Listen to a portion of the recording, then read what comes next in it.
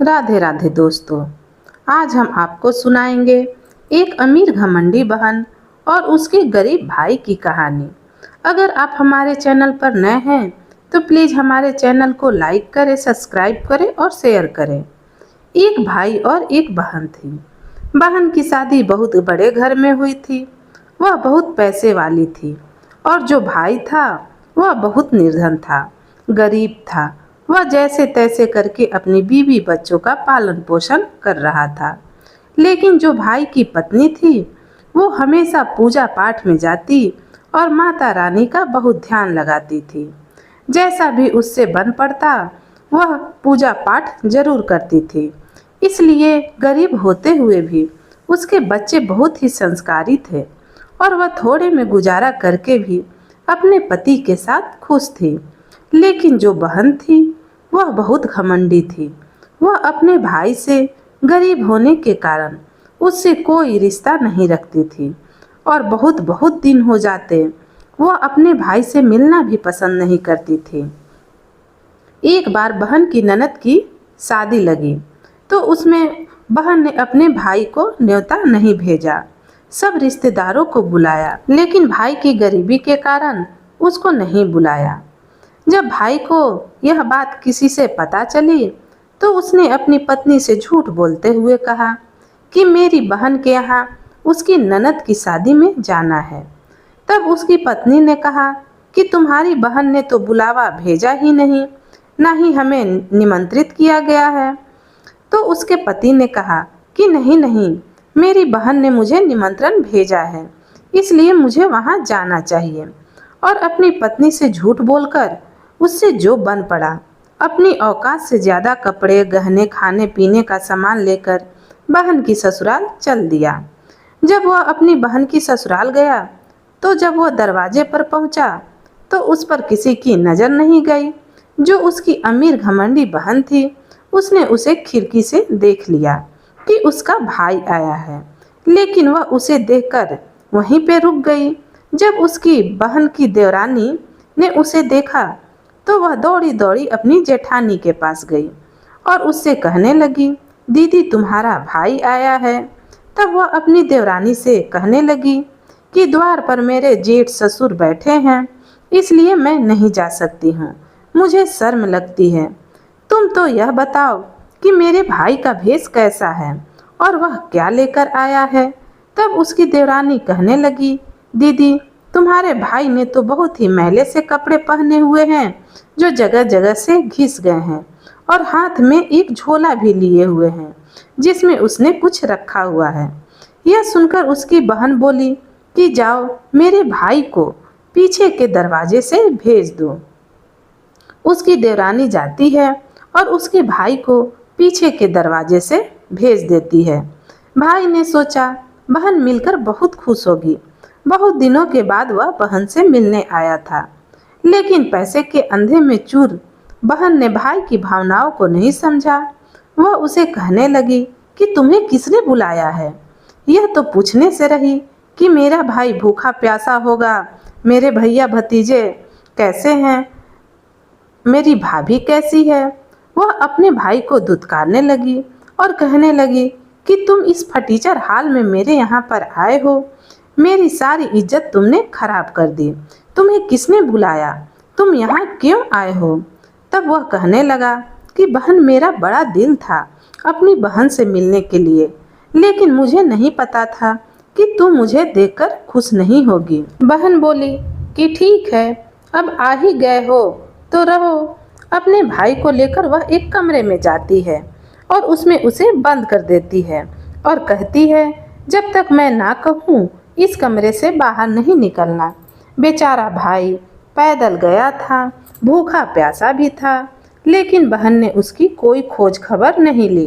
धीरे धीरे दिन बीत गए, रात भी हो गई, लेकिन बहन ने दरवाज़ा नहीं खोला।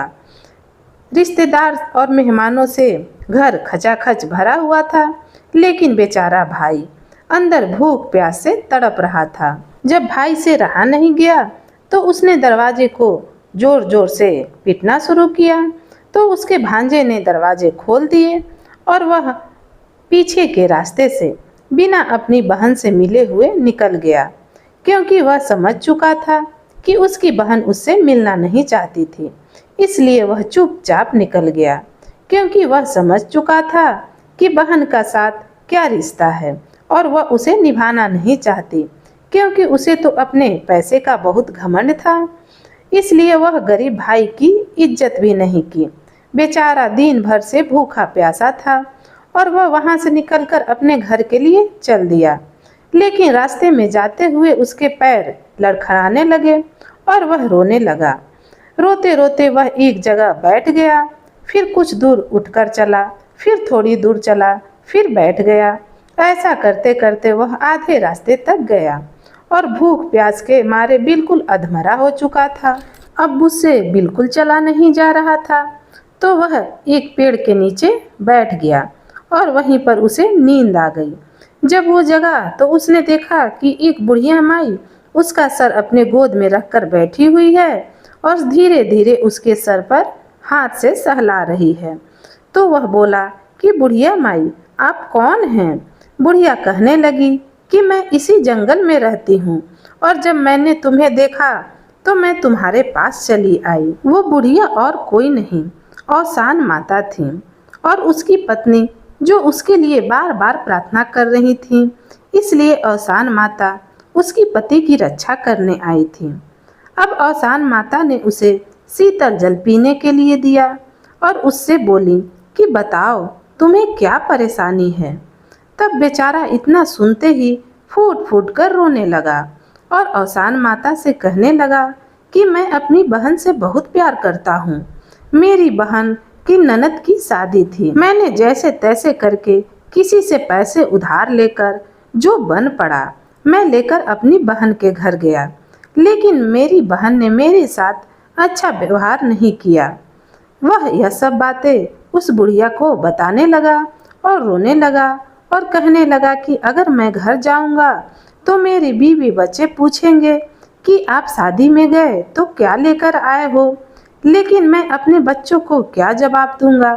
यह सोच सोचकर ही मेरी जान निकली जा रही है। तब उस बुढ़िया ने कहा कि बेटा चिंता मत करो, यह मेरा बगीचा है, थोड़ी दूर आगे चलो और इस बगीचे में बहुत तरबूज लगे हुए हैं। तुम तरबूज और ककड़ी तोड़ लो और अपनी झोली में भर लो और उन्हें अपने घर ले जाओ। तब वह बोला कि हाँ मैया, यह ठीक रहेगा और वह उस बुढ़िया की बात मानकर अपनी थैली में तरबूज और ककड़ी तोड़कर उन्हें भर लेता है और अपने घर चल देता है। जब अपने घर पहुंचता है तो उसके बीवी बच्चे भागकर आते हैं और बोलते हैं कि पिताजी जरूर कुछ अच्छी चीज लेकर आप आए होंगे, क्योंकि आपका झोला भरा हुआ दिखाई दे रहा है।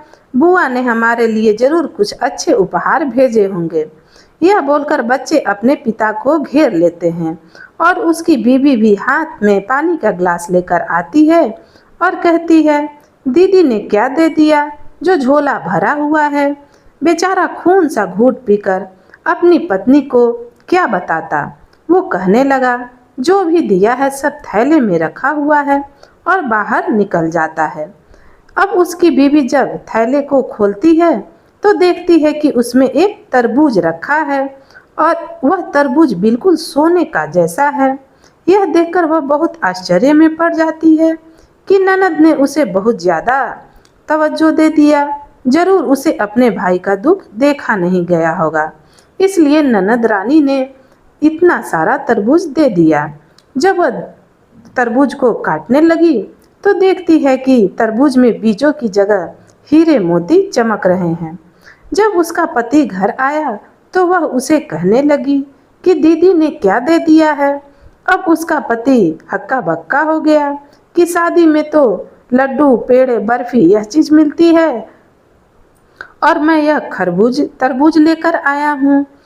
तो वह यह सोचकर घबरा रहा था।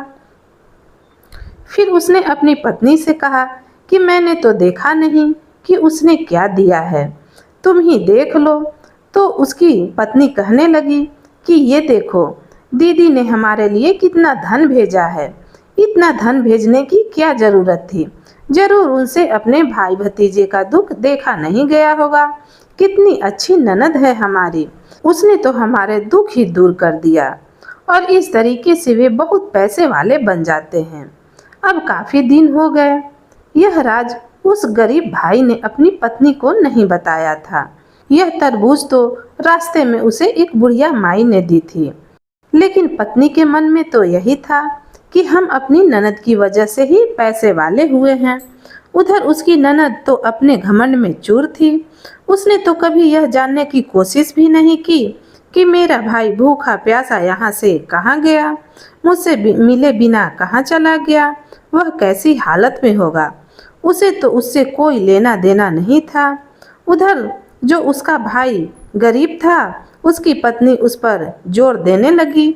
वह कहने लगी कि हमारी दीदी ने हमारे लिए इतना किया है और अब हम अमीर हो गए हैं, तो तुम अपनी बहन को लेकर कुछ दिन के लिए यहाँ आ जाओ, वह अपने मायके भी घूम आएंगी। तब उसका भाई कहने लगा कि ठीक है, मैं अपनी बहन को ले आऊँगा। अब उसका भाई क्योंकि अब वो पैसे वाले बन गया था, तो काफी अच्छे कपड़े पहनकर, काफी सारे उपहार खरीदकर अपनी बहन के घर चल दिया। जब वह अपनी बहन के घर चला तो फिर उसकी देवरानी ने उसको देखा और वह भाग कर गई और अपनी जेठानी से कहने लगी कि दीदी तुम्हारा भाई आया है। तब वह घमंडी बहन फिर से कहने लगी कि मेरा भाई आया है, किस भेष में आया है। तब वह कहने लगी जो उसकी देवरानी थी कि तुम्हारा भाई तो बहुत अच्छे ढंग के रेशमी वस्त्र पहने हुए है और काफी सारे उपहार लेकर आया है। तब वह कहने लगी कि दरवाजे पर मेरे जेठ ससुर बैठे हैं, इसलिए अपने भाई से मिलने मैं ही जाऊंगी। और वे दरवाजे पर आती है और भैया भैया कहकर अपने भाई को अंदर ले आती है और उसका आदर सत्कार करती है। यह देखकर भाई सोचने लगता है कि बहन में कितना बदलाव आ गया है। जब मेरे पास कुछ नहीं था तो बहन ने मुझे पानी तक नहीं पूछा, और आज मेरे पास धन दौलत है तो मेरी बहन कितनी खातिरदारी कर रही है। लेकिन उसने सब अपना मन में ही रखा, वह उससे कुछ नहीं कहा। वह अपनी बहन से बोला कि तेरी भाभी बहुत जिद कर रही थी कि तुझे कुछ दिन के लिए बुलाऊं, इसलिए मैं तुझे लेने चला आया। बहन बोली कि भाई मुझे भी बहुत दिन हो गए हैं मायके गए, मैं चलने के लिए तैयार हूँ। और वे जाने के लिए तैयारी करने लगती है। जब घमंडी बहन अपने भाई के घर आती है तो उसकी शान शौकत देखकर उसकी आंखें फटी की फटी रह जाती है। अब तो उसकी जो भाभी होती है, उस गरीब भैया की जो पत्नी रहती है, वह उसका बहुत आदर सत्कार करती है, उसकी बहुत सेवा करती है। उसके मन में तो यही होता है कि हम अपनी ननद की वजह से इतने पैसे वाले हुए हैं, हमारे दुख के दिन बीत गए हैं। वह तो इसका श्रेय सिर्फ ननद को ही देती है कि मेरी ननद ने ही मेरी मदद की है, वही तरबूज में हीरे मोती भरकर भेजी है। अगर मेरी ननद धन नहीं भेजती तो हम लोग तो ऐसे ही गरीब रहते। अब वह अपनी ननद की हर मुराद पूरी करती है। उसकी ननद भी यही कहती कि भाभी मुझे यह चीज़ खरीदनी है, मुझे वो साड़ी खरीदनी है, तो उसकी भाभी उसको वही दिलाती और बहुत खुश होती कि चलो मैं अपनी ननद की फरमाइश पूरी कर रही हूँ। अब ननद के जाने का समय आ गया। वह भाई बोला कि ठीक है, मेरी बहन को विदा करना है, मैं अपनी बहन के लिए एक जोड़ी जूती बनवाऊंगा। वह मोची के पास गया और मोची से बोला कि मोची भैया जरा एक बोलने वाली जूती बना दो। मोची बोला कि ठीक है, मैं बना देता हूँ। और मोची ने कहा कि भैया 1-2 दिन का समय लगेगा जूती बनाने के लिए। तब वह अपनी बहन से कहने लगा कि बहन 1-2 दिन और रुक जाओ, फिर चली जाना। बहन बोली कि ठीक है भैया, मैं रुक जाऊंगी। उसका भाई बोला कि 1-2 दिन में जूती बनकर आ जाएगी, तब तुम चली जाना। 2 दिन बाद जब जूती बनकर आ गई तो बहन ने उन्हें देखा तो बड़ी खुश हुई। उस पे बहुत मीनाकारी, उसमें अच्छे कढ़ाई, अच्छे हीरे मोती लगवाकर जूतियाँ बनवाई गई थी। जूतियाँ देखकर बहन बहुत प्रसन्न हुई। जूतियाँ पहनती तो उसमें से आवाज़ आती अमीर और गरीब का कोई रिश्ता नहीं होता, गरीब का कोई रिश्तेदार नहीं होता। हर समय जब वो जूती पहनती तो जूती से यही आवाज़ आती। तो उस भाई की जो पत्नी थी, उसकी भाभी, उसने उसे सुन लिया और वह अपने पति से कहने लगी कि यह जूती क्या कह रही है, मेरी तो कुछ समझ में नहीं आ रहा। तब वह उसका पति कहने लगा, ऐसी जूती मोची ने बना दी, तो जैसी बना कर दी वैसी बन गई, लेकिन यह क्या कह रही है मुझे नहीं पता। जब बहन विदा होकर चलने लगी तो बहन को भी महसूस होने लगी कि वो जूती कुछ बोल रही है।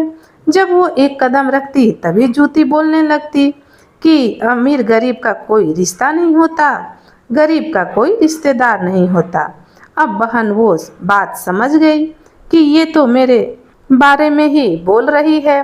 अब बहन के दिल में भी जो अब पछतावा होने लगा कि उसने अपने भाई के साथ कैसा व्यवहार किया था। वह लोग इतना कुछ होने के बाद भी मेरे साथ कितना अच्छा व्यवहार कर रहे हैं। उसके दिल में बहुत पछतावा था और वह अपने ससुराल आ गई। उसने अपने भाई से कुछ नहीं बोला, लेकिन मन ही मन वह उदास थी। अब उसकी जो भाभी थी वह अपने पति से कहने लगी कि जरूर कोई बात है जो तुम मुझसे छिपा रहे हो। तब उसका पति बोला कि नहीं, मैं तुमसे कोई बात नहीं छिपा रहा हूँ। वह बोली कि नहीं नहीं, तुम मुझसे ज़रूर कुछ छिपा रही हो। तब उसके पति ने बताया कि जब हमारे पास कुछ नहीं था, तब जब मैं अपनी बहन के यहाँ गया तो उसने मुझे एक गिलास पानी तक नहीं पूछा और मुझे कमरे में बंद कर दिया। मैं भूखा प्यासा कमरे में पड़ा रहा। उसके बाद भांजे ने कमरा खोला और मैं वहाँ से निकल गया।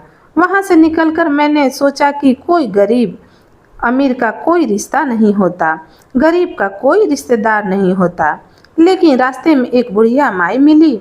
उन्होंने मुझे पानी पिलाया और मेरी कहानी सुनी। तब उन्होंने बोला कि तुम इतने उदास क्यों हो। मैंने उन्हें अपनी सारी कहानी बताई कि मैं अपनी बहन के यहाँ से शादी में जा रहा हूँ। मैं अपने बच्चे और बीवी को क्या मुंह दिखाऊंगा। तब उस बूढ़ी मैया ने कहा कि यहाँ मेरा बगीचा है, बगीचे में से तुम तरबूज और ककड़ी तोड़ लो। यह तो अवसान माता की कृपा थी जिससे कि हमारे दिन फिर गए। मेरी बहन ने कोई मदद नहीं की और ना ही उसने कोई धन दिया। तब उसकी पत्नी कहने लगी कि मैं आज तक तो यही सोच रही थी कि मेरी ननद की वजह से ही हम पैसे वाले हुए हैं।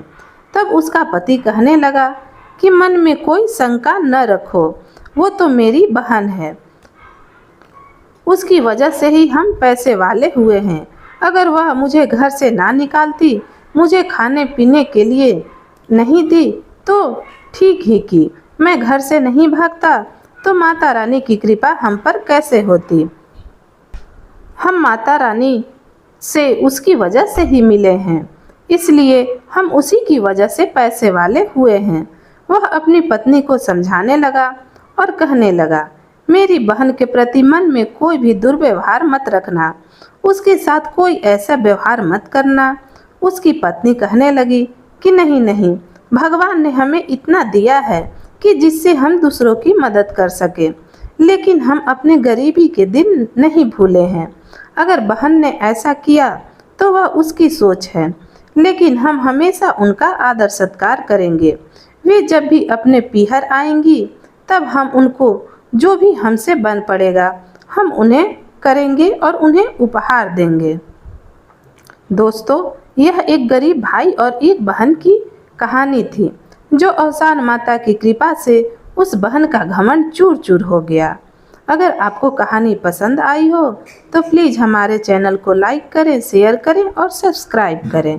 धन्यवाद।